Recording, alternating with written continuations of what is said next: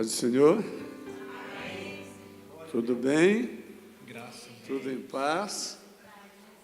Muita esperança no coração. É um prazer muito grande poder regressar aqui, estar junto com esta amabilíssima, santa, abençoada e rica, transformada igreja. De poder aqui ter a responsabilidade de compartilhar a palavra de Deus com vocês. Hoje me acompanha a minha sobrinha, né, a Carol, e eu queria pedir para vocês que eu desse 5 minutinhos para ela dar uma saudação aqui. A Carol, ela é a mais nova médica da nossa família, né? E trabalha com o governo do estado do Amapá, bem jovenzinha, mas, contudo, desde a sua tenra idade, tem sido uma autêntica missionária, né? E, apesar de tudo isto que Deus tem dado a ela, acima de ser uma doutora, ela tem mais um coração missionário desejoso de fazer a obra de Deus. Está aqui conosco nos Estados Unidos, já está 3 semanas nos Estados Unidos, 2 semanas conosco em Nebraska, e ela veio para filmar a neve, né? Porque ela nunca viu a neve, né? E já chegou no fim da neve, mas Deus ainda deu a chance de uma madrugada ela poder estar aí vendo aquele espetáculo que nós estamos acostumados a ver por mais de 20 anos. E Carol está buscando novos horizontes na sua vida, apesar de ter tudo que tem aí. O seu pai, o pastor Nilton, foi o homem que Deus pôs no nosso caminho, e nós, então, deixamos todo o nosso legado de trabalho no Brasil nas suas mãos, e ele, como homem de Deus, triplicou a igreja que nós deixamos aí aos seus cuidados. E parte disso é a sua filha Carol. Eu quero que ela venha aqui, só 5 minutos, ok?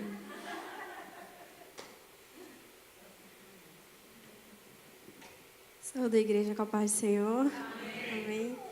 Bom, eu queria compartilhar algo, né? Primeiro, da minha satisfação, da minha alegria de estar aqui, Assembleia de Deus aqui em Dallas, né? Dallas. Então, eu estou muito feliz de estar aqui com os irmãos. Eu vim lá do Amapá, né? Como meu tio falou. Meus pais são os pastores da igreja Assembleia de Deus também, Esconderijo do Altíssimo. E para não ficar só em minhas palavras, eu queria compartilhar um texto da Bíblia de Lucas 10. São apenas 2 versículos e o Espírito Santo falou algo para mim que eu gostaria de compartilhar com a igreja. A palavra de Deus diz assim em Lucas 10, 1 e 2. Depois disso, o Senhor designou outros 72 e os enviou 2 a 2 adiante dele, e todas as cidades e lugares para onde ele estava prestes a ir. Ele disse: a colheita é grande, mas os trabalhadores são poucos. Portanto, peçam ao Senhor da colheita que mande trabalhadores para a sua colheita. Esse texto falou muito forte ao meu coração, porque eu creio que esse é o tempo que Jesus tem dado para a igreja nos últimos dias, né? Como nós falamos aqui no início, foi falado aqui no início, esse é o último tempo da igreja aqui na Terra. E Ele tem nos comissionado, né, para fazer essa grande comissão. Ele tem nos enviado. Talvez enviou vocês lá do Brasil para cá, para esse país, e também tem nos enviado. Nós, no Brasil, temos enviado também muitos missionários, e temos sido missionários lá, onde Ele tem nos colocado. E nesse texto, Jesus ele enviou esses 72 discípulos, 2 a 2, para ir aonde Ele iria depois, né? O texto bíblico é claro quando ele fala... no versículo 1 ainda, ele enviou adiante dele a todas as cidades e lugares onde Jesus mesmo estava prestes a ir. Então, eu creio que assim mesmo é nos nossos dias hoje. Jesus ele está nos enviando primeiro para que Ele venha. Ele está nos fazendo preparar o caminho para que Ele venha. E como é que nós vamos preparar o caminho? Se você continuar lendo o texto de Lucas 10, você vai ver que esses 72 homens foram de 2 em 2 e eles expulsaram demônios, eles curaram pessoas, eles libertaram pessoas, todo em nome de Jesus. Então é isso que Jesus está nos desafiando hoje a fazer, a ir em nome dele, curar enfermos, expulsar demônios, libertar pessoas em nome de Jesus. Ele tem dado esse poder para a igreja hoje, nos últimos dias. Então é muito importante que nós tenhamos esse chamado na nossa vida e não dizermos não a Jesus, né? Porque ele fala que a colheita é grande, tem muitas pessoas para serem salvas, para serem ganhas, e nós não vamos ficar parados aqui nessas 4 paredes, né? Nós vamos com certeza falar de Jesus e trazer muitos que estão lá fora morrendo, indo para o inferno, mas nós somos a igreja viva de Jesus. E a palavra dele garante que as portas do inferno não vão prevalecer contra a igreja do Senhor. Amém? Eu queria deixar vocês com essa palavra, que realmente Deus possa estar nos despertando a cada dia a sermos essa igreja viva, poderosa do Senhor Jesus aqui. Amém? Glória a Deus.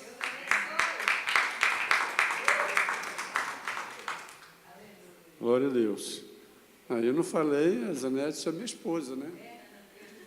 Eu sou dela e ela é minha, né? Já disse 45 anos de casado, só com ela. E a gente não estamos pretendendo em nenhum momento nos separar.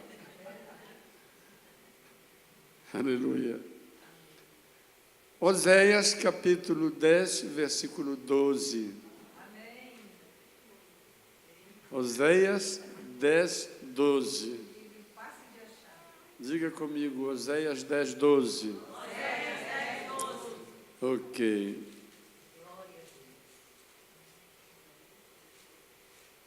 Prontos?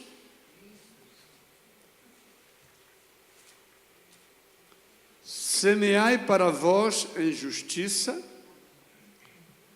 ceifai segundo a misericórdia, lavrai o campo de lavoura, porque é tempo de buscar o Senhor, até que venha e chova a justiça de Deus sobre nós. Pai, te dou graças por tua palavra. Louvo o teu nome, Senhor, pela formosura da tua igreja, Senhor. E me alegro no meu coração, porque sinto que o teu Espírito está em nós. Senhor, abrindo o nosso entendimento para que possamos transmitir com fidelidade a tua palavra ao teu povo. E como falo a ti, Senhor, com consciência que tenho que nenhum homem pode falar à tua igreja se não tiver o teu Espírito Santo. Por isso, ajuda-nos e dá-nos a graça de transmitir a tua palavra, e esta palavra possa alcançar a necessidade do teu povo, trazendo esperança, Senhor, para a realidade dos seus sonhos.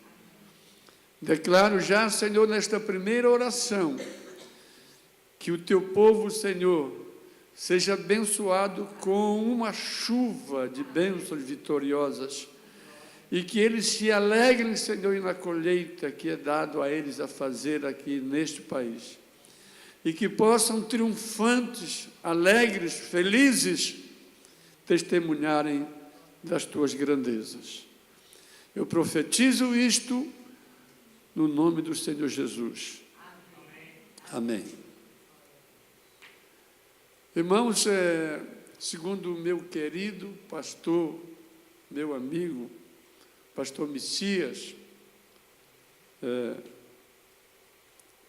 nos deu as informações, esta é a penúltima sexta-feira de um cumprimento de uma proposta de vocês para com Deus. Deus é tão maravilhoso com respeito a isto, que nós chamamos de voto, que é um pacto, uma aliança, um propósito.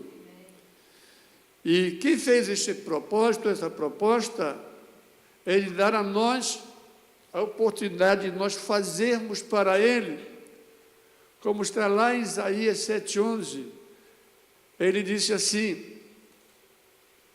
pedi ao Senhor teu Deus um sinal. Já leram esse versículo, irmão? É tremendo.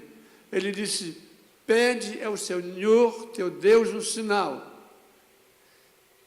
que seja em cima nas alturas ou embaixo nas profundidades. Pede a ti um sinal. Muitos de nós não temos vivido uma real experiência com Deus, porque nós não aceitamos este desafio de Deus. Eu não sei se vocês conheceram a história da Martha Anderson. Alguém já ouviu falar desse nome? Martha Anderson, na década de 80, ela foi considerada a mulher mais bonita do Brasil, depois da Zenete, claro. Martha Anderson, uma capixaba, ela ganhou 10 títulos de beleza no Brasil. Ela é conhecida como a mulher mais bonita da Globo. Ela fez várias novelas. E ela, então, no clímax, no ápice, no tope da sua carreira, ela foi acometida de um câncer, um linfossarcoma, câncer nos vasos linfáticos. Em 2 semanas, Martha Anderson explodiu da cabeça aos pés com uma ferida. O seu olho direito se tornou como uma bola de futebol e foi até que estourou. Ela se casou com o diretor do Jornal Nacional da Globo, nessa época. E ela foi levada para o Japão, para a Europa, e por fim estava lá, aqui no hospital, onde tentaram salvar Leandro. Aí este hospital mandou ela de regresso ao Brasil e deu a ela 40 dias de vida. Eu fui ministrar em Raianes e estivemos hospedados no mesmo hotel. E eu tive o privilégio de ouvir o seu testemunho cara a cara. E ela, então, desenganada, foi levada para a casa, Santa Casa Sem Misericórdia do Rio de Janeiro. E aí, ela ficou para esperar a morte. E Deus colocou um homem crente, de cor, o morenito de lá, do Rio de Janeiro, e ouvia as lamúrias dela, que dizia, ela literalmente gritava para todos ouvir: não existe Deus! Se existisse Deus, não permitiria que uma criatura sua sofresse como eu estou sofrendo. Martha Anderson disse para mim: pastor, eu sofri mais que Jó, porque eu era uma profissional de beleza e me foi tirado tudo em um mês. Ela dizia: Deus não existe, homem é a agregação da matéria. E o moreninho crente, gemendo lá também, com câncer, dizia: Martha, Deus existe, Martha. Tu tem que dar uma chance para Deus. Eu disse: não dou, não. E todo dia esse irmão dizia: Martha, quando ela estava angustiada, desesperada, chorando, seu olho explodiu. Aí ele dizia: Martha, não diga isto, dá uma oportunidade para Deus. Aí quando foi uma noite, como às 8 horas da noite, ela chorando, reclamando, e o homem disse: Martha, já te disse, dar uma chance para Deus. Ela disse: eu não creio que Deus existe, mas se Ele existe, eu quero conhecê-lo esta noite. Porque se ele quiser que eu conheça ele amanhã, já não quero mais. Só quero se for esta noite.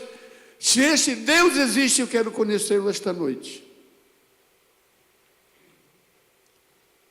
Ela disse para mim.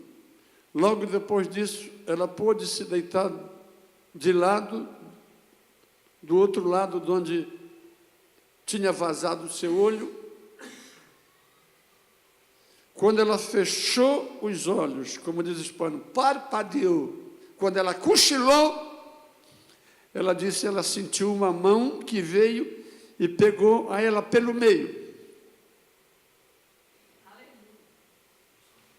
Vamos esperar nosso visitante.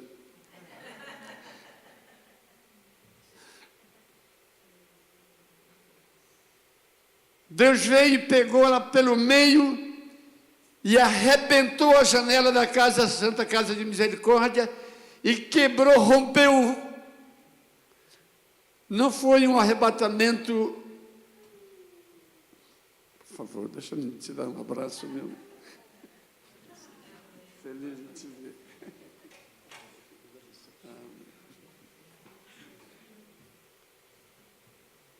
Não foi um arrebatamento em espírito. Irmão, Deus arrancou Marta antes, rompeu a janela da casa tanto de misericórdia. Ela disse que 6 andares do edifício ouviram um estouro. Ela disse para mim, disse, pastor Obed, eu não vi Jesus, eu não vi anjo. Deus me levou no cosmos, acima das estrelas, eu vi a beleza do cosmos, as cores, as multicores do espaço. E ela disse, eu fiquei neste êxtase aí no cosmos por 30 segundos.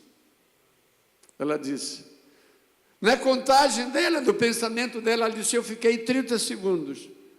Mas quando passou este êxtase, eram 7 horas da manhã. Ela disse, para mim foi 30 segundos, mas quando abri os olhos, era 7 da manhã. Das 10 da noite às 7 da manhã. A primeira coisa que ela percebeu era que a gaze que estava no seu rosto estava caído. Ela pôs a mão no lado esquerdo, estava vendo perfeitamente com o olho direito. Todo o corpo dela cobria as feridas com gaze como se fora uma múmia. Ela foi arrancando e a sua pele estava perfeitamente. Nesse momento, ela tinha uma equipe de 70 médicos que cuidavam dela. E cada dia pela manhã, às 7 horas, a equipe estava aí para medir o tempo de vida dela. Quando ela viu os médicos entrarem, ela sentou na cama e disse, pronto, eu morri. Morri. E quando eu estava no seu pensamento, veio o doutor e tocou nela. Quando ela sentiu a mão do doutor, ela subiu na cama e disse, Deus existe, Deus existe, Deus existe.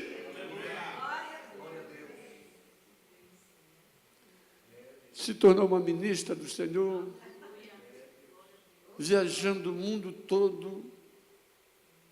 É um testemunho muito bonito, é muito grande, porque aí, apesar disso, ela não se converteu. Ela disse, eu não sabia que ela aceitou a Jesus. Ela disse, nunca ninguém me falou de Jesus. Ela disse. Ela era cercada, as pessoas não tinham acesso a ela, pelo seu orgulho. Servia em manjar, fazia as oferendas todos aos seus exus nas praias.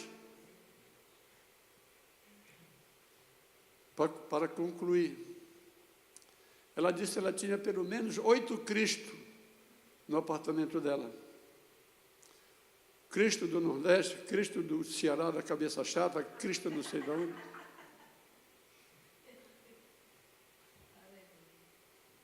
E então,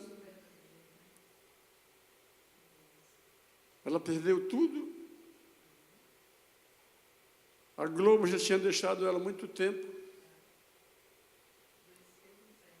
Ela ia para a praça, onde aquele monte de pombo come, ela jogava milho. Quando o pombo vinha para não morrer de fome, ela disse. Perdeu os amigos, perdeu todo. Foi comer pombo assado que ela matava. Aí quando foi um dia,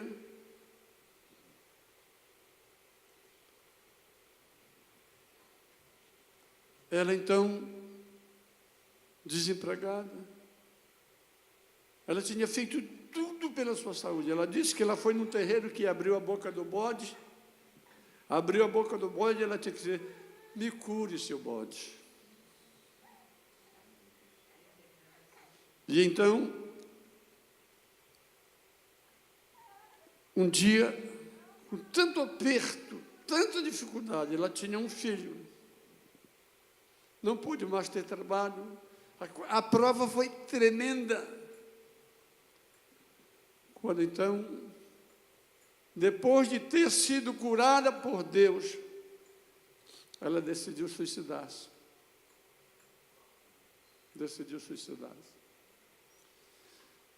Planejou todo o suicídio, deixou seu filho lá com a mãe, marcou a hora do suicídio, 10 da noite, e voltou para o apartamento, para pular lá do 10º andar do apartamento.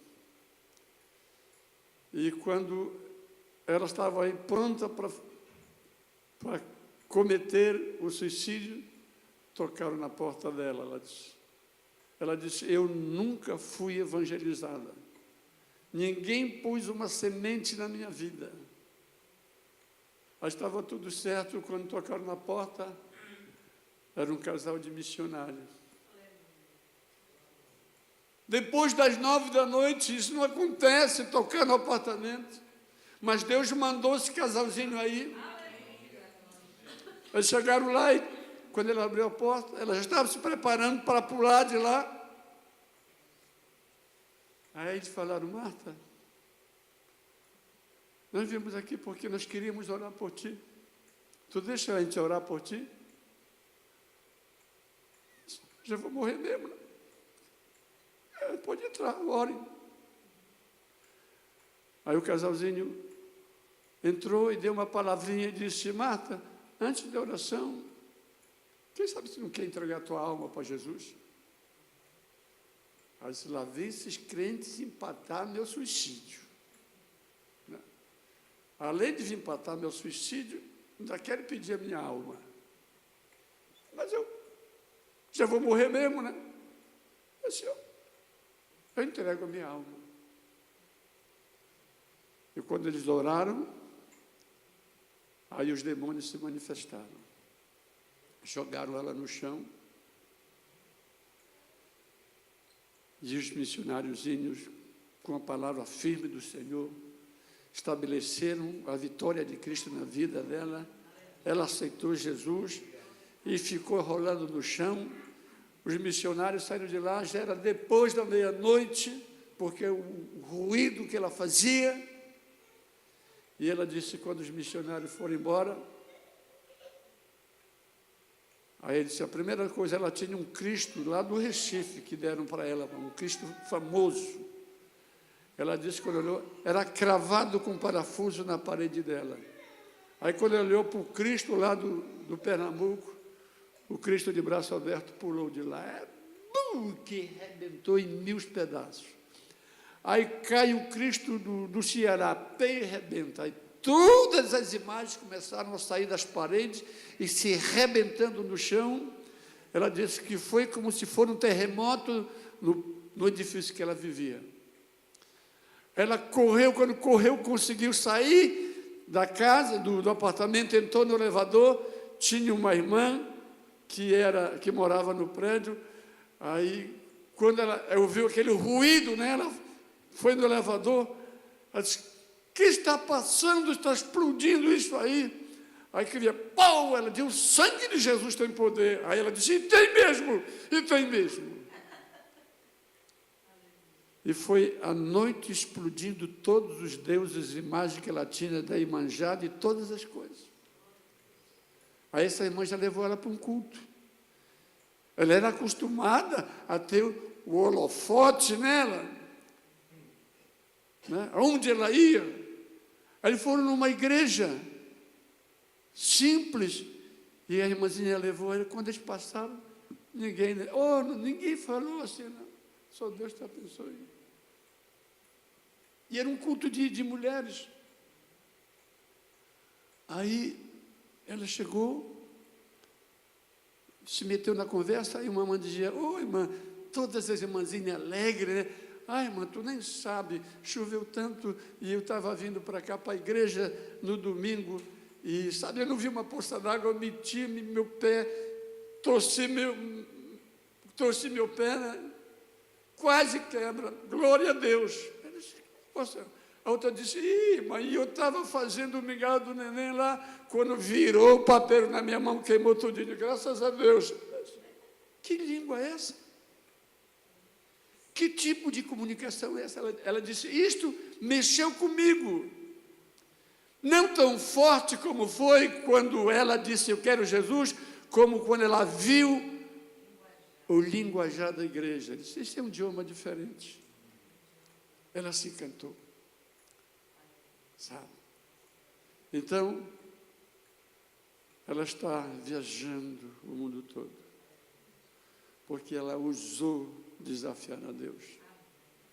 Isaías, quando disse, pede ao Senhor teu Deus um sinal, em cima nas alturas ou embaixo nas profundezas, pede ao Senhor teu Deus um sinal.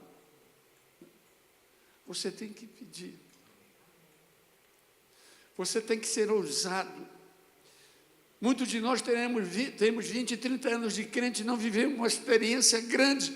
Vem um cara novatito, entra na igreja e explode diante da gente. Esse cara é um menino, chegou ontem. Porque tem ousadia. Deus nos desafia, Deus diz, arguir-me. Muitas vezes Jeremias diz aí, assim diz o Senhor, arguir-me. Entra aqui, o que é que vocês querem?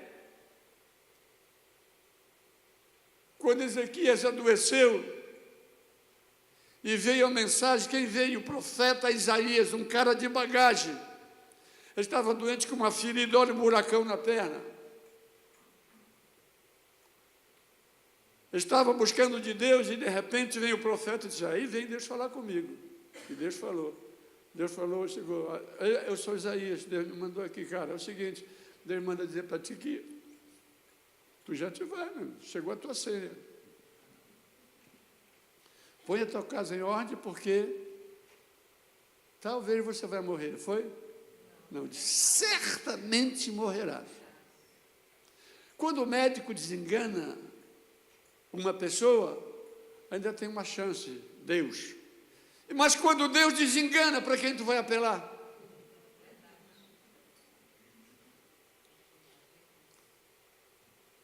E quando Isaías diz, assim diz o Senhor, põe a tua casa em ordem, porque certamente morrerá. Quando ele saiu, ele disse, eu vou morrer? Nem morto, não morro nada. Pôs a sua cara na parede, a Bíblia diz que ele orou, e chorou muitíssimo. Diga, orou? Diga outra vez, orou? E chorou muitíssimo. Ele não chorou muito, não. Ele chorou mais que muito. Muitíssimo. E a coisa linda é que eu gosto de dizer que Ezequias tinha bagagem com Deus. Quando ele pôs a cara na parede, disse, qual é, Deus? Tu vai me matar mesmo? Poxa, eu andei na tua presença, meu coração é puro, ando em santidade contigo, agora vai me recompensar com a morte? Negativo. Eu quero que você se lembre disso tudo que eu fiz. E o Isaías estava chegando lá, fora do pátio, para pegar o cavalo para ir embora, E Deus disse, rapaz, volta lá. Fala, o cara está no chororô total lá. Diz para ele que ele não vai morrer mais, não. Eu vou dar 15 anos mais para ele. Você está entendendo o que eu quero dizer para você? Você não pode se submeter a uma situação difícil que venha a você. Você não é a vontade de Deus. Que vontade de Deus, meu amigo? A vontade do Pai é ver o filho feliz, alegre, cantando, abençoado. Sim ou não?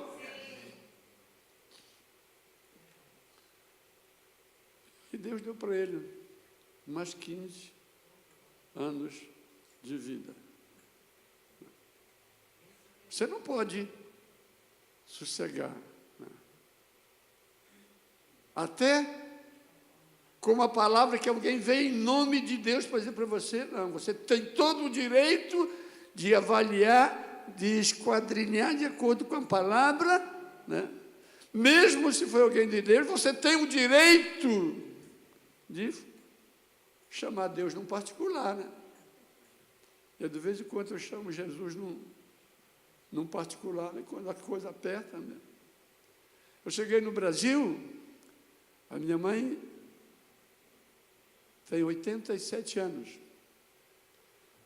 E eu cheguei na casa do meu pai, a minha mãe estava na cama, chorando, uma toalhinha. Eu cheguei, mãe, o que passa? O que foi?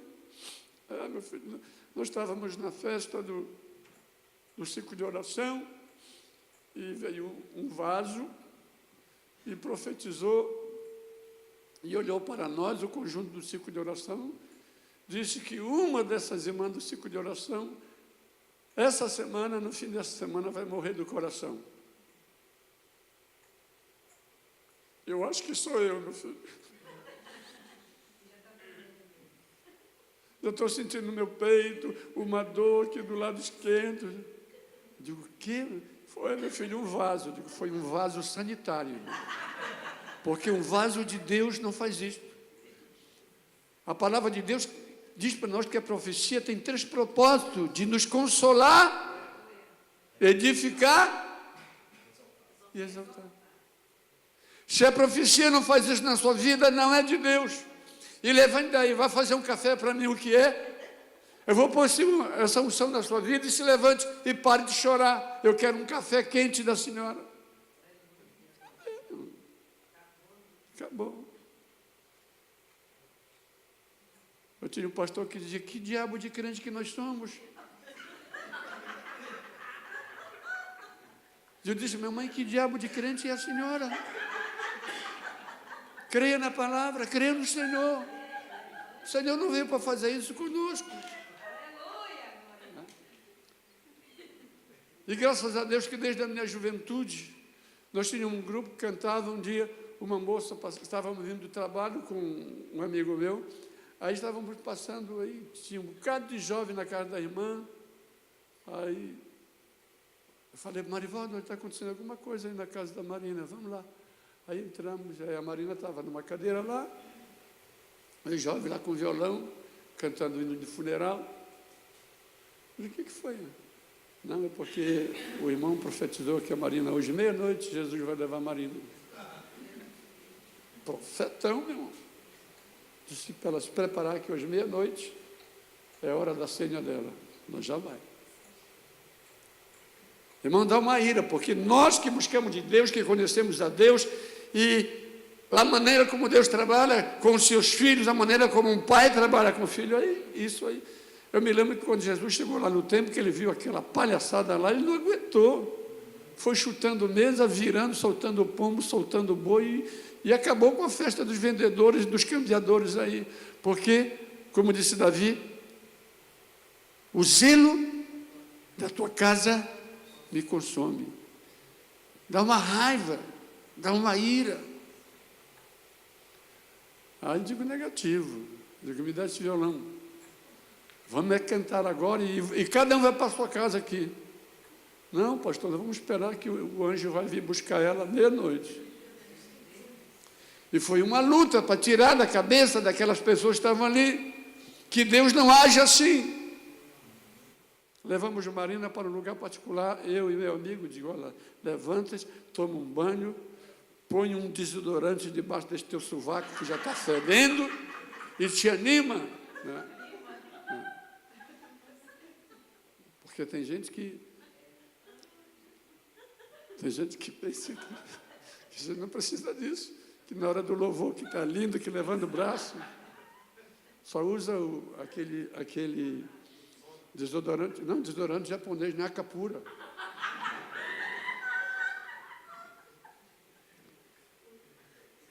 Então, irmãos, a moça foi para lá, tomou um banho, disse, vamos ensaiar nosso grupo, nós vamos cantar domingo.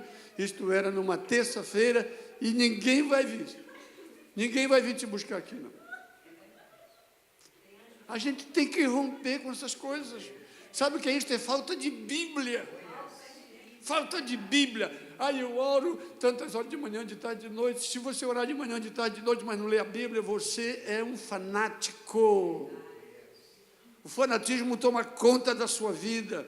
Você precisa de Bíblia, não somente de oração. Um diálogo com Deus se estabelece com oração, você falando com Deus, e Bíblia, Deus respondendo a tua oração.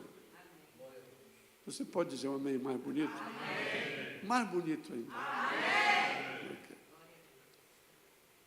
Então, deixa-me dizer, a lei da semeadura é imutável. Aquilo que você semear, esse texto que eu li, veja como ele diz assim, desculpe, eu já estou, parece o homem lá da minha ilha, irmão. Lá na minha ilha, agora não, está melhor, porque já tem planta de energia, mas não tinha energia, era na lamparina, não? O irmãozinho já com aquele óculos assim, que do lado era amarrado na orelha com fio para não cair, né? Aí ele estava lendo a Bíblia e disse, eu quero ler para vocês aqui em Gênesis, leitura pequena, vista pequena, luz pequena, imagina. Aí ele estava lendo na Bíblia, olha, e Deus tirou uma costela de Adão e dela fez uma mulher. Aí deu ventinho assim, aí dobrou a página da Bíblia, né? Aí disse, e foi calafetada por dentro e por fora. Já estava lá na arca, né? Assim estou eu aqui, né? O verso 12. Observe o versículo 12. Pastor, eu estou em Oséias 10, 12. Semeai para vós. Diga isto. Semeai para vós. Quando eu li isto aqui, que eu tinha falado com o pastor Messias, Deus me deu este versículo. Eu gravei a mensagem e preguei para minha esposa, porque quando Deus me dá essa palavra, eu já ponho ela lá na janela, eu digo, me ouve. E eu preguei para ela, porque eu me impressionei, porque Deus disse, semeai. Aí o Espírito Santo veio a mim e disse, por que Deus disse para ele semear? Sem perguntar se ele tem para semear. Isso aí, quando eu vi isso aqui, o Espírito logo disse, quem dá semente? Deus. Então, queridos, não vou dizer, diga para o seu irmão aí pertinho de você, diga, irmão, diga para mim, diga, irmão, a primeira semeadura, Deus te dá semente. Deus, quando manda nos a semear, é porque Ele já deu para nós o que é alguma coisa para semear. Primeira vez que eu vim aos Estados Unidos foi no ano de 1991. Eu tinha um amigo em Indiana, ele ia para minha casa todo ano, ele é um fazendeiro, e ia para minha casa porque ele fazia uma obra com os índios nas aldeias do Amapá. E ele ia para o Brasil, para minha casa, toda vez ficava 3 meses, 4 meses comigo, nesse tempo de neve. E um dia, então, me convidou para vir na casa dele. Ele convidou, pensava que eu não vinha. Se equivocou. Um dia eu batei na campainha dele, sem avisar o americano. Bede, estou aqui, sim, tu me convidou, né? Bom, então, eu fui para Boston, pastor Uriel de Jesus, eu fui pregar na igreja do pastor Uriel de Jesus, aqueles irmãos, uma bênção, eu não via tanta coisa que a gente... Aí, irmãos, quando eu estava vindo para os Estados Unidos, aquela ideia do Brasil, os irmãos, pastor, você vai para os Estados Unidos, me dá esse paletó, me dá esse paletó para ti. Aí o pastor, me dá uma gravata, está aqui. E eu dei meus paletó para os irmãos, dei minhas gravatas, a minha roupa toda, e eu dei para eles. E quando eu cheguei em Boston, veio o irmão, me deu o paletó. Teve um irmão que me levou no basement da casa dele, tinha mais de 70 ternos. Ele era tão cuidadoso, ele fazia o conjunto completo. Ele botava uma camisa com um paletó e a calça, né? E encheu o basement deles. Pastor, eu quero que você vá na minha casa. Aí você vai escolher o que você levar. Porque eu sempre trabalhei com a ilha. Aí eu lá, meu irmão, cheguei, 4 maletas de roupa, né? 4 maletas. Eu cheguei. Aí chamava os irmãos, primeiro os obreiros, dava todos os meus obreiros ganharam um terno completo, e a Zenete chamou as irmãs lá do círculo de oração, fez um chá lá em casa e deu para todos. Né? As minhas viagens subsequentes que eu via aos Estados Unidos, eram malas e malas de roupa, e eu pregava nessas igrejas, e digo, Senhor, não ganho nenhuma oferta. Queria uma oferta, assim. E o Espírito Santo é tão legal. O Espírito Santo diz, o que é que você está semeando no Brasil? Você está semeando gravata, paletó, camisa. É isso que você está semeando. É isso que você vai ter. Aí eu digo, está legal. Eu tinha uns $600 lá quando eu vinha, que eu guardava para vir para os Estados Unidos. Chamei os mais chegados, irmão, está aqui sempre para ti. Tá aqui, um dia você vai nos Estados Unidos, já tem 100 aqui para nos Estados Unidos. Meu amigo, eu cheguei com o pastor Antônio Batista, na Flórida, eu fui para pregar na igreja dele. Eu deixei meus $600 distribuídos lá, e no primeiro culto que eu preguei, o pastor veio, me deu um chequinho de 750. Eu fui para a Ryan's e ganhei um chequinho de 1.000. Eu digo, é por aqui, né? Você tem que aprender a semear. Você tem que ser inteligente. E até hoje, irmão, Deus tem me abençoado. Eu voltei do Brasil, já nesta segunda vez, depois de estar aqui quase 15 anos, tentei voltar para o Brasil, e eu não consegui mais entrar naquele ritmo de Brasil. Começamos um novo ministério no Brasil, Deus nos abençoou muito, mas tivemos algumas decepções, assalto na minha casa, assalto na igreja. Eu digo, olha, já, como é que nós vamos para os Estados Unidos? Viver de quê? Voltei para o abençoado Nebraska, né? Aí, a minha esposa, irmão, ela, todo dia, 3 horas da manhã, ela desperta para a oração. E ela cobre minha cabeça todinha para me dormir mais. Porque eu tenho oração na nossa igreja todo dia, das 6 às 8. Todo dia, com neve ou sem neve, eu estou com o meu pastor lá, porque ele vai e eu não deixo ele só. Esse que é meu pastor, ele trabalhou comigo na juventude, líder de jovem, depois passou a ser obreiro, e eu deixei ele como pastor da igreja. E agora ele é o meu pastor. É meu pastor. Sabe? Mas quando nós chegamos no primeiro culto que a Zenete se ajoelhou e temos uma lâmpada bonita, assim, colorida em cima do púlpito, a Zenete disse, Senhor, de que nós vamos viver aqui, Senhor, agora? Na hora o Senhor disse, para quem vocês estão trabalhando, hein? Para quem vocês estão trabalhando a vida de vocês toda? Eu vou cuidar de vocês aqui. Eu vou cuidar de vocês. Né? Muitos dos meus amigos, eu fui no Brasil, meu amigo, que é o pastor presidente lá, disse, Roberto, de que tu vive lá? Eu disse, meu patrão cuida de mim legal. Ele cuida de mim. Aí eu cheguei com Deus e digo, Deus, olha, gastei minha juventude para ti, eu estou aqui numa pior, né? Aí o Senhor não vai me deixar fazer uma bandaneira dessa comigo, né? Gastei minha vida contigo e você vai me matar, me deixar na minha velhice. Ele não vai fazer isso. Deus não faz isso. Ele é justo.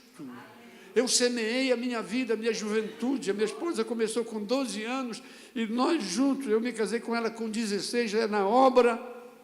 E agora eu fiquei velho e ele faz assim, parece a Globo. Não. Você tem que semear. Deus já te deu a semente. Né? Aí na sequência ele diz para semear, como eu disse, você já tem a semente, então ele vai dizer, ceifai, não, ainda na primeira parte, semeai para Deus, sim ou não? Diga comigo, semeai para Deus. Semeai para Deus. Está correto isto? Leia o versículo, irmão. Semeai para vós. É para você. É para o bem da sua vida, da sua família. É para o bem da sua fé, da sua esperança em Jesus. A semeadura é para você em justiça. Deus é um Deus de justiça. Aí ele... Segunda parte, número 2, ceifai segundo a misericórdia. O resultado da tua semeadura, se é feita com excelência e com sabedoria. Aí você vem trazer o dízimo ou a primícia diante de Deus, aí já lá no banco, será que eu ponho isso ou eu ponho aquilo? Mas você já estabeleceu uma dúvida. Eu estou dizendo uma coisa para vocês, irmão, que eu já vivi. Entendeu? Aqui o Espírito diz $100. Aí eu pego $100 aqui, põe aqui. Mas 100? Eu tenho energia ao pedir, eu tenho gás, eu tenho telefone, eu tenho meu cablezinho para ver a minha notícia, né, só 50. A gente muda de ideia no caminho de vir para o altar. A gente muda de ideia, muda o futuro da nossa semeadura no caminho. Eu estive num culto missionário e ganhei um presente na França, um relógio que eu não conheço marca de relógio, mas sou muito burro para isso. Mas o irmão veio comigo e disse, pastor, este relógio me é muito precioso, e trouxe a esposa dele, e disse para a esposa dele, meu amor, você deixa eu dar esse relógio para o pastor? E a esposa dele, claro, meu amor, se Deus te tocou, ele me deu o relógio. Num culto missionário para comprar um motor para a tribo dos índios, e naquela alegria lá de missões, o Espírito Santo disse, meu filho, vai tirando esse relógio e põe lá. Eu digo, poxa, Senhor, acabei de ganhar um relógio. Põe no relógio.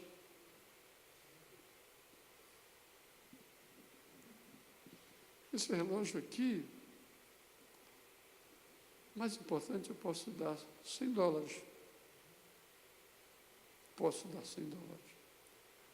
Aí eu fui lá atrás, fiz um chequinho de $100 e pus lá no ofrendeiro da obra missionária e subi para o púlpito.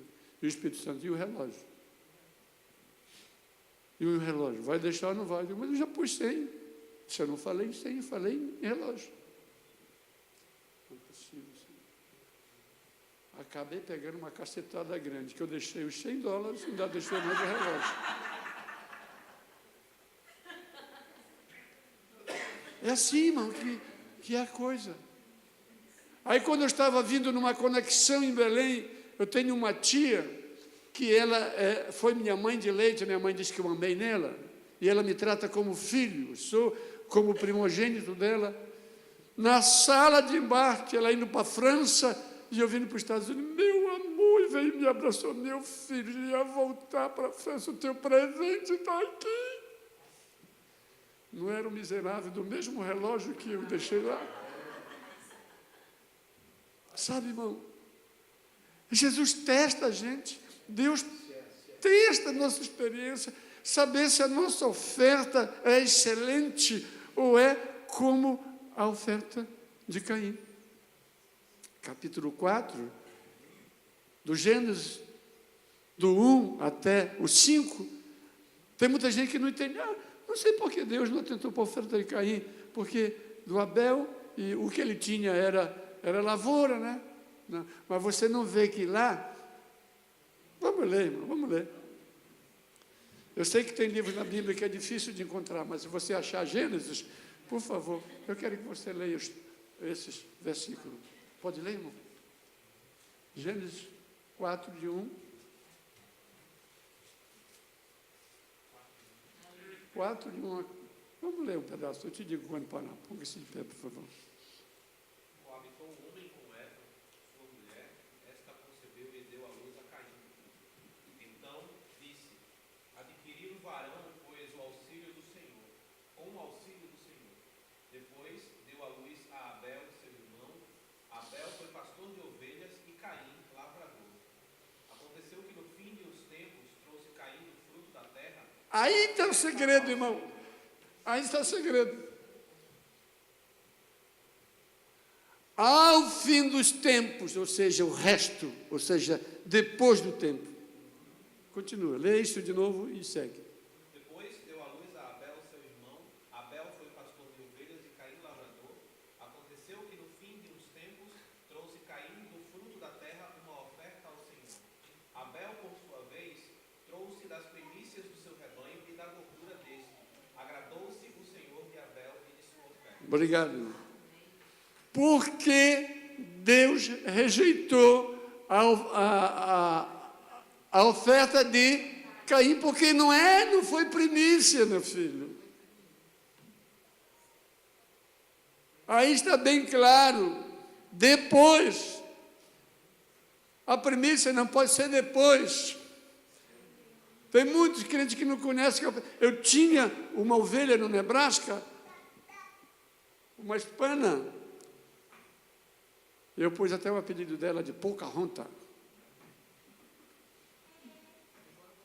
Todo ano, ela bordava um saquinho, uma jovem da igreja, ela bordava um saquinho mais bonito que ela podia fazer.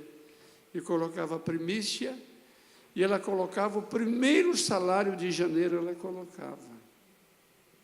E levava. Me chamava em particular e dizia: pastor, esta é a minha primícia, ore por mim.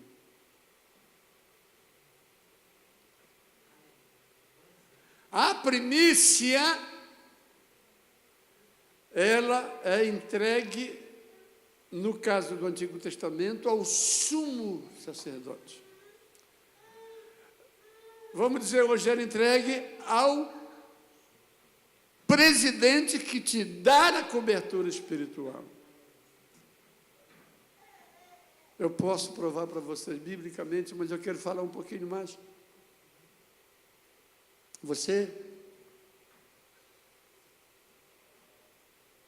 Aí essa irmã me dava um salário.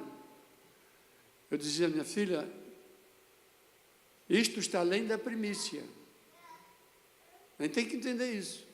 Alguém equivocado com primícia. O que é a primícia? A primícia, veja bem, você pega 30 dias, pega o teu salário e divide por 30. Aí o primeiro dia, ou seja, um dia do seu salário é primícia. Vocês estão me entendendo? Porque tem muita gente que pensa que vai entregar o salário todo. Não, não é isso. Você vai entregar, de acordo com o teu trabalho, 30 dividido por, quanto é? 50 mil, não? 50 mil por 30? 20 mil por 30, não? 20 mil dólares que você ganha? Agarra aí, meu filho. Agarra. Entendeu? Aí você pega, dividido por 30, aí você vai calcular o salário, o seu salário de um dia. Isto é primícia. O dízimo, eu sei que você sabe porque são os maiores dizimistas deste estado. Todos dois são ordens, todos dois são mandamentos. Todos dois são mandamentos. Eu não queria sair aqui de Oséias para mexer essa outra coisa com vocês, mas vocês estão me olhando de lado assim, eu vou para cá.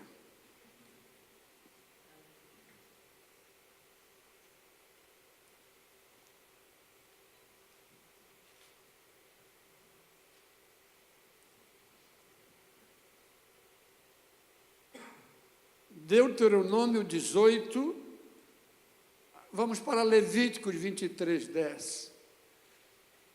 Vamos agora ver a agilidade de vocês na Bíblia. Eu já vou parar, que já deu 9 horas.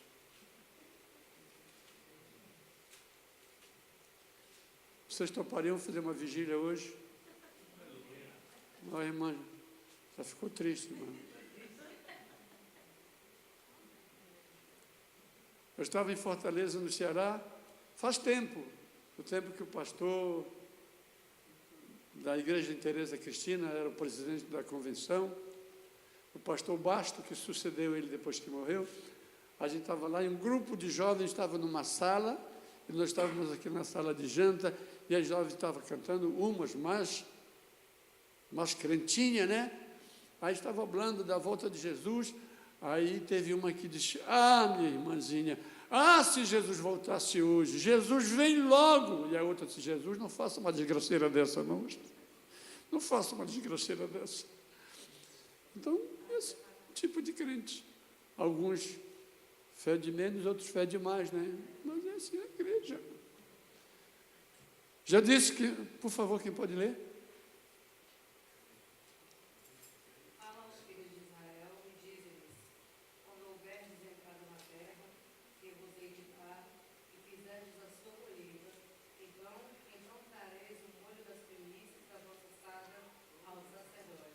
Para quem?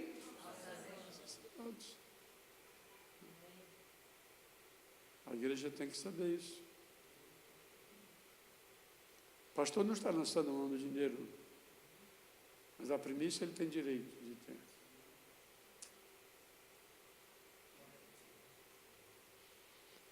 A primícia deve ser trazida para a casa do Senhor. Neemias 10, 35, quem pode ler?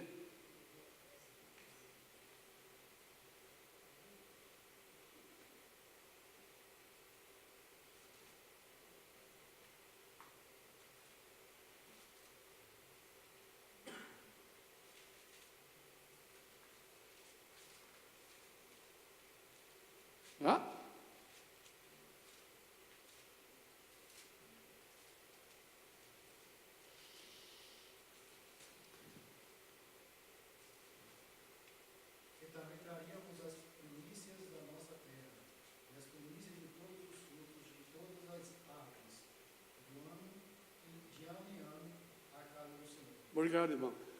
Isto aí é quando voltou Israel da Babilônia. Foi um acordo de Neemias com o povo. Foi a restituição do culto judaico que eles cumprem, todavia, até hoje. Tá? Esse compromisso que eles fizeram. Ouça-me, por favor. Uma coisa é a primícia, outra coisa é o dízimo. Ok? Guarde no seu coração. As primícias santificam toda a produção. Romanos 11:16 diz: se as primícias são santas, também a massa o é. Então, quando você pegar o seu paycheck e transformar ele em cash, não vá para o Walmart comprar a tua despesa. Se você pegou na terça, na quinta, não guarde para trazer domingo. Está entendendo? Porque os 90% seu que será cuidado por Deus para te abençoar, só será cumprido se você deixar a primícia e o dízimo antes de começar a usar aquilo que é seu. Você tem que entregar a primícia e o dízimo para que Deus ajude a você a administrar os 90%. Nunca vai dar certo se você tirar $1 antes da primícia. Tenho experiência na minha vida disto, eu posso dizer para você. Amém, irmãos? Aí começa a falar nisso, parece que começa a ficar triste todo mundo. Uma igreja grande no Brasil, aí e tinha alguns irmãos assalariados, e tinha o zelador da igreja, eles pagavam R$1.000 para ele. Pagavam 1.000, esse rapaz trabalhava lá. Aí quando foi um dia, trocou de pastor a igreja, aí veio um pastor novo, aí chamou o tesoureiro: irmão, me traz a lista dos dizimistas, né? Eu quero conferir contigo aqui. Aí foram ver o livro dos dizimistas lá, no tempo do livro, não tinha esse software ainda. Aí estava lá, aí o irmão foi: esse é o fulano de tal, esse é aquele outro, esse é aquele. Aí quando chegou no irmão, que era o zelador, aí o pastor disse para o tesoureiro: cadê o nome do zelador? Mas, pastor, ele não é dizimista. O quê? Não é dizimista? Funcionário da igreja. Pois, quando chegar ao fim do mês, você desconta o dízimo e paga 900 para ele. Aí o tesoureiro, obedientemente, tirou 100. Quando ele recebeu o envelopinho e tinha 900, ele voltou de lá, na bicicleta, cheio suado, com o tesoureiro: ei, você diminuiu meu salário? Eu ganhava 1.000, agora você está me pagando só 900? Eu disse: não, meu filho, é o dízimo. Dízimo? Eu não pago dízimo. E o pastor disse: se ele reclamar, manda ele falar comigo. Ele disse: pode ir lá, fale com o pastor que ele vai. Aí chegou lá com o pastor e disse: pastor, eu queria saber se o senhor autorizou diminuir o meu salário, porque eu ganho 1.000, né?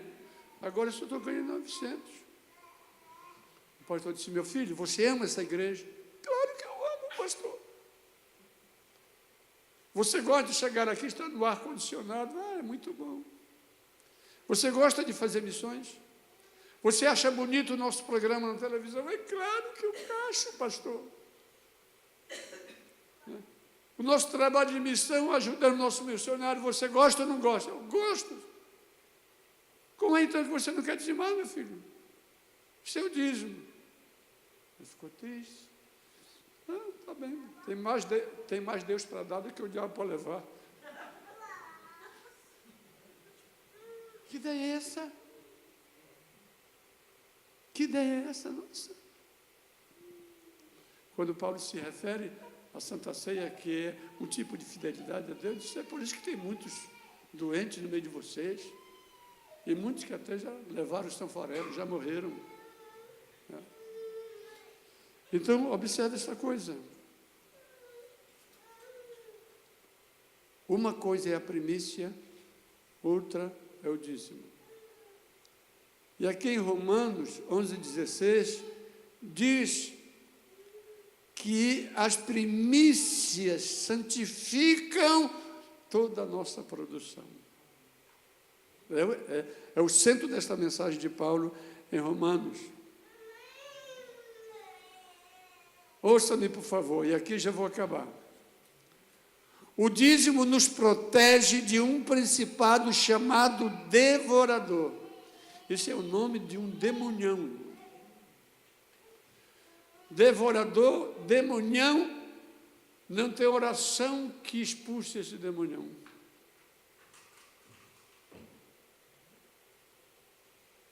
Não entenderam. Vou dizer outra vez. Estou dizendo para vocês que esse demonião chamado devorador, a oração não expulsa ele. Só quem expulsa esse demonião chamado devorador, só quem protege você dele é uma coisinha chamada dízimo. Você fica invulnerável a este demonião. Vocês sabem que quando o Burifute caiu do céu, que foi expulso de lá, ele arrastou a terça parte dos seres angelicais. Aí está os anjos, arcanjos, serafins e querubins. E da patota dele, do nível dele, veio um montão para a terra. Que Deus foi tão bom que teve aqueles demonião, tipo esse aí, aqueles na semelhança do próprio Lúcifer. Quando foi jogar para a terra, Deus chamou Miguel e disse: olha, esses aí, esse montão aí, não solta não, prende eles lá. Judas disse que eles estão atados em prisões eternas. Pergunte-me por quê. Pergunte por quê. Porque imagina, um diabo já faz isso que faz, imagine 100 diabos. E Deus então deixou eles presos. Vai soltar algunzinho lá na grande tribulação para atormentar aqueles que ficarem. Mas estes tipos de demônios são demônios como o próprio Satanás, quando se manifestou a Moisés. Moisés não tinha força e nem autoridade para vencer ele. Nem lançar maldição. A Bíblia diz, ele só disse: o Senhor te repreenda. Hoje, quando eu vejo esses evangelistas assim, o culto do desencapetamento. Você tem endemoniado, traga para cá. Eu digo: eu levo para lá, para longe de mim. É o diabo debaixo dos pés, não cutuque o bicho com vara curta, meu amigo. Você tem que orar a Deus. Você tem que cumprir os mandamentos, as responsabilidades que Deus te deu. Então você terá autoridade para dizer que o Senhor te repreenda. Então o dízimo vai te livrar, te proteger, vai te blindar deste devorador. É tão importante o fator primícias para Deus, que Deus ressuscitou Jesus e fez dele o quê? Primícia. Eu tinha meu pastor era um paraibano. Tem paraibano aqui? Não? Paraibano da Gema. Eu me casei, saí da minha cidade e me apresentei a esse paraibano. Eu me lembro quando eu fui ordenado diácono, e o pastor presidente me chamou para ser diácono em Macapá. E eu tinha levado a minha carta para o paraibano de Santana, que é pertinho. Mas eu atuava muito, tanto como músico, como no grupo de louvor da capital. Aí um dia o pastor presidente me chamou, disse: meu filho, olha, você foi indicado pelo ministério para ser diácono da igreja, né? Vamos começar a sua carreira ministerial. E eu fiquei muito feliz, uma oportunidade que todo jovem espera, né? Eu disse: pastor, eu com prazer, com alegria, mas o senhor me deu minha carta lá para Santana, com o pastor Sozinha, e não vai ter problema? Aí meu presidente disse: não, nós somos uma só igreja, Macapá, Santana, eu com Sozinha somos irmãos, não tem nada. Senhor presidente, eu aceito com todo o coração. E quando foi no dia da consagração, aí eu saí cedo da faculdade, me arrumei, fiquei tão arrumadinho, parece quando vai fazer exame de fezes, né? Bem bonitinho. Aí que eu cheguei lá, já foi chamaram meu nome, já estava aqueles 30 candidatos a diácono, eu me ajoelhei lá. Quem estava lá? O paraibano. O pastor chamou ele para a consagração do diácono. Aí, vamos ouvir o pastor sozinho orar. Aí ele veio na cabeça do diácono e pronto, sobrou para mim. Aí ele veio orando, quando chegou a minha vez assim, eu estava com a cabeça abaixadinha. Ô Beto, tu tá louco, rapaz? O que é que tu está fazendo aqui? Tu não é lá de Santana? Tu não é lá da minha igreja? Eu digo, pastor, desculpa, eu falei com o pastor Antônio aí, porque ele me chamou para cá. Você não tem jeito mesmo, né? Esse pastor era tremendo.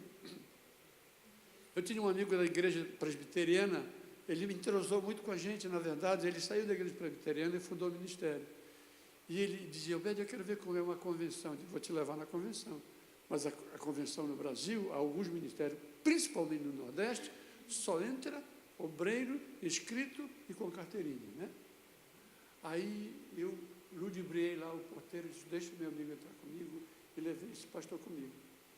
Sentei aqui com o meu amigo do lado, e ele já estava chegando pouco, assim. Ele veio assim, Obed, como está, Obed? E aí, pastor? Ele olhou para o outro, quem é esse? Eu digo, é um pastor, meu amigo. Não, estou perguntando, quem é ele? Um pastor, o Chagas, meu amigo. Mas ele não é da nossa convenção. De que igreja é ele? Eu digo, pastor, é o seguinte, esse pastor é meu amigo, ele é pastor da Igreja de Cristo, que foi a igreja que ele pôs o nome. Ele é da Igreja de Cristo. Disse, e nós então, de que somos? Se ele é da Igreja de Cristo, e nós somos pastores de quê? Vai, pastor, então, um homem tremendo.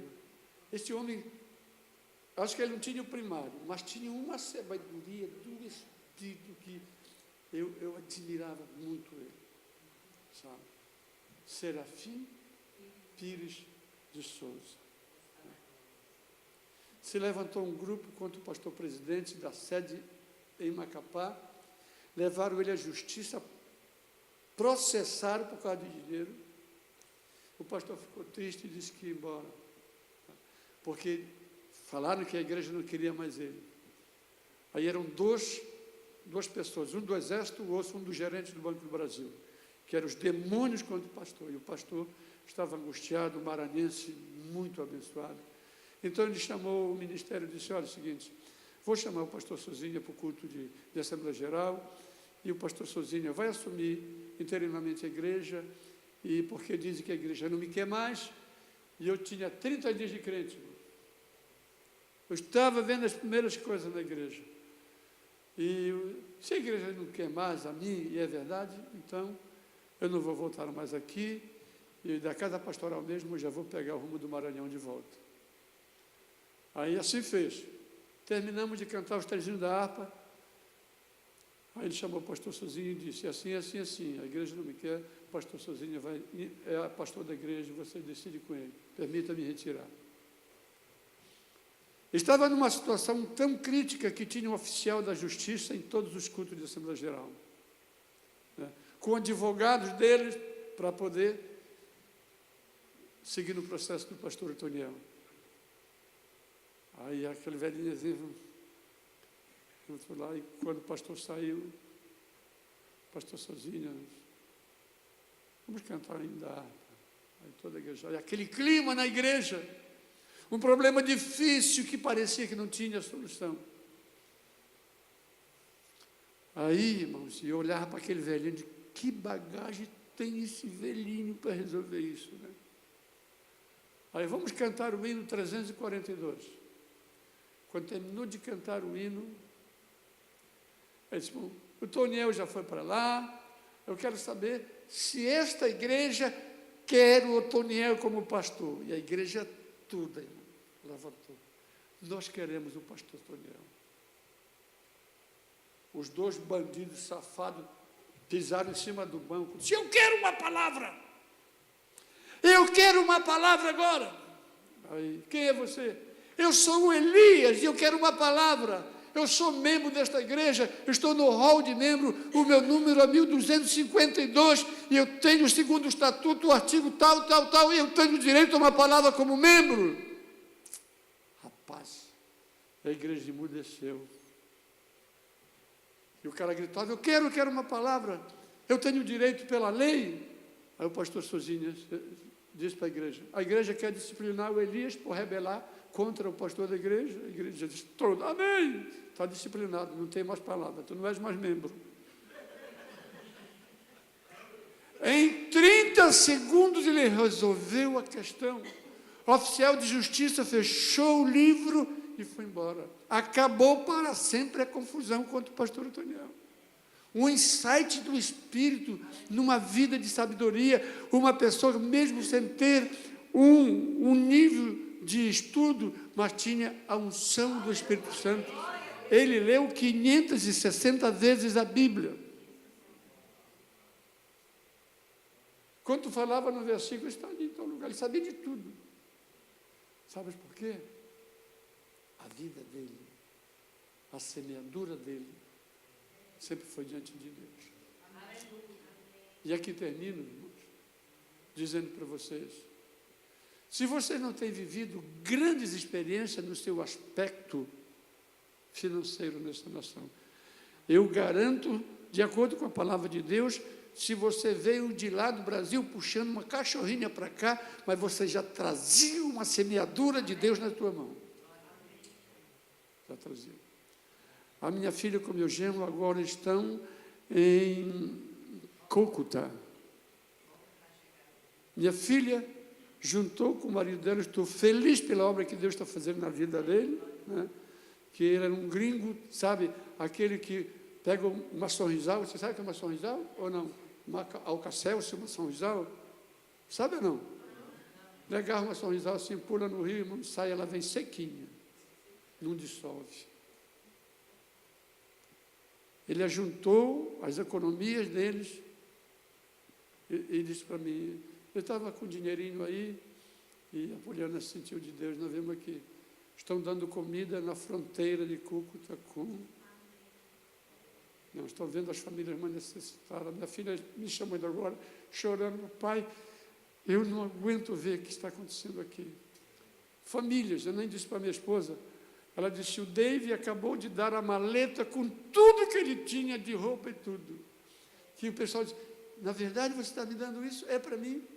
Ele foi para lá e foi na Ross e comprou uma maleta para ela e comprou para ele, e eles deram toda, inclusive a maleta lá, e estão chegando para comprar roupa na capital da Colômbia. Sabe? Então, creia na lei da semeadura. Creia nisso, irmão. Faça um teste. Como eu disse a princípio na história da Marta antes, dê uma oportunidade para Deus. Dê uma oportunidade para Deus. E Deus vai abençoar você. Sabe? Quando a minha esposa, orando ao Senhor, Deus disse para ela, eu vou cuidar de vocês. E todos os meus amigos do Brasil, deixamos uma grande igreja que o pai da minha sobrinha, o pastor aí, sabe? Igreja escola, sabe? E aqui chegamos, o Senhor disse, vocês estavam trabalhando para mim, né? Então eu vou cuidar de vocês. Né? Quando eu cheguei nesse país agora a segunda vez, e fiz toda a minha matemática com a minha despesa, faltavam $600 para me não sobrar nem faltar. Aí quando ia chegar o pagamento do carro, nunca trazia meu carro. Aí quando estava chegando, ia chegar na terça-feira o pagamento, aí eu não tinha. Eu precisava que esses 600 estivessem na minha mão. Aí eu fui lá para a igreja, chorei 5 horas da manhã na quinta-feira, chamei meu pastor, disse, olha, eu estou pedindo que o Senhor mande para mim $600. Eu estou precisando que ele ponha no meu orçamento $600 a mais. Eu dizia, Senhor, não sei se vem de norte, de sul, de leste ou de oeste, mas eu preciso sempre. E chorei na quinta. Eu tinha ido no Social Security, né? Eu fui mostrar lá, tentando uma aposentadoria, né? E eles falaram, bom, nós vamos analisar o seu processo todo, depois eu vou lhe dar uma resposta. Tá bom. Quinta-feira. Eu chorei para o Senhor na quinta-feira, no dia que eu fui lá. Chorei na segunda. Na terça que eu tinha que pagar o carro, digo, Senhor, parece que eu vou passar vergonha. Teu servo mesmo vai para o SPC dos Estados Unidos. Aí eu cheguei em casa, fui checar o meu e-mail, aí estava lá, o senhor Oliveira, o Seguro Social acatou sua proposta, está lhe dando $700. Como diz, 600 que você precisava, e mais 100 aí para te comprar açaí, que eu compro muito açaí lá. Então é assim, meu filho. Tudo é questão de fé. Eu tenho muitos testemunhos para dizer para você disso, sabe? De dizer assim, olha, Deus é fiel. Você não pode duvidar. Não deixe que a incredulidade entre na tua vida. Não deixe que a dúvida venha dividir os teus pensamentos. Creia em Deus. E Deus vai abençoar a sua vida. Experimente 2019 com as tuas primícias. E em dezembro eu venho para buscar o restinho dela que vai sobrar. E você vai dar uma oferta para mim. Você crê nisso? Se você não quiser dar oferta em dezembro, não creia. Mas se você tem tanta fé que não quer esperar dezembro, então dê logo. Fique de pé comigo. Eu quero agradecer a você todo, ao pastor Messias, meu amigo. Eu estava com o Fábio ontem, né? Aí ele vai viajar para a Flórida essa semana. Aí me falou desse Messias tanto, como se eu não conhecesse, né? Aí falou, tem um pastor aí em Dallas e tal, e falou, pensa num cara legal, pensa num cara, eu gosto demais dele, eu estive com ele, não sei o quê, conversei com ele, deixa ele falar bem. Eu digo, rapaz, eu tenho a impressão que eu conheço esse cara também. E eu vou para lá agora, vou estar com ele esse final de semana. Verdade, eu vou ver se eu arrisco aqui para ir lá contigo lá, né? Mandou muitas lembranças para você, né? E Deus faz assim contigo, irmão. Você é muito importante para Deus, né? Deus tem uma confiança em ti, no potencial que você tem. Basta que você abra o seu coração e diga, Senhor, eu entro na tua, né? Aqui vamos nós. Então você vai ver o que Deus vai fazer na sua vida. Você vai ver a diferença que Deus fará contigo este ano. Então você testemunhará. 12 sexta-feira para 12 meses de primícias, onde tu não vai esperar terminar a 12ª, porque já começaste a ser